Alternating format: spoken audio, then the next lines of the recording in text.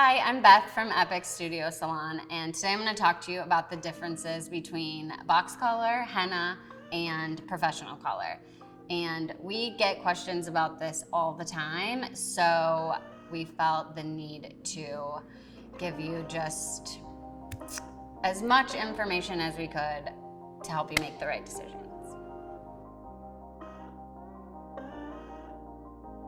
So what are the differences between box color, henna, and professional color? Let me tell you, there are a ton. The biggest mistake of using box color at home is actually something that no individual has any control over. Box color as a whole is for the average of the general public and doesn't take into consideration that every head is different. Things that are important in hair coloring is the texture of your hair, the density, the porosity, or what the integrity of your hair is, the amount of gray you have versus the amount someone else has, the different underlining pigments, also what was on your hair prior, what the chemical makeup of each product is, and how that has to be adjusted for each person, and that's what we do as professionals.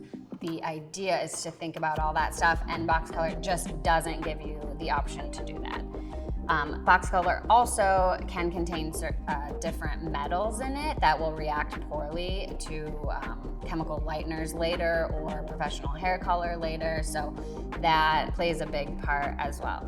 And as far as henna goes, henna is a vegetable dye. Now, box color for the general public has henna as an option, which to me is crazy.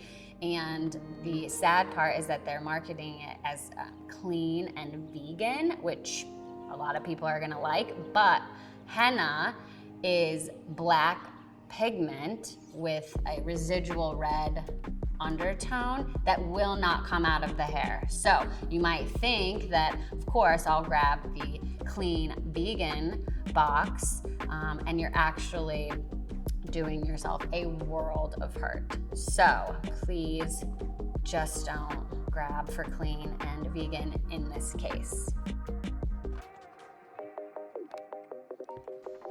Application is another huge aspect to doing hair color at home yourself. I know this because I did box color at home all through high school. I was every shade of every shade. The problem with application is you just can't do a perfect application on yourself. Even as a professional, I can't do a perfect application on myself. So this is what's going to happen. Let me save you the struggle. You're going to get color on hair that you don't want color on. And then your first thought is gonna be, I'm just gonna put color over everything to even it out. The problem with that is a million things that I won't even go into, but just mainly you're going to end up with uneven hair color. That's maybe because your ends are too porous, they're gonna go really dark. You're gonna have hot roots because the formulation was wrong, or it sat on too long, or whatever the case is. We're not gonna go into all of it. But trust me, I know how this works. So if you end up with an uneven color in the end, what are you gonna do? You're gonna go back to the store, you're gonna buy a darker box color, and you're gonna put that all over your head. And lastly, let me just say this. We are professionals. We take pride in what we do. We have the expertise to account for all of these different variables, and that again is what makes us so good at what we do. So please, we know that you value us, and we know that you'll return, but for the sake of your hair, for the sake of your pocketbook, please don't color your hair at home. Thank you for listening.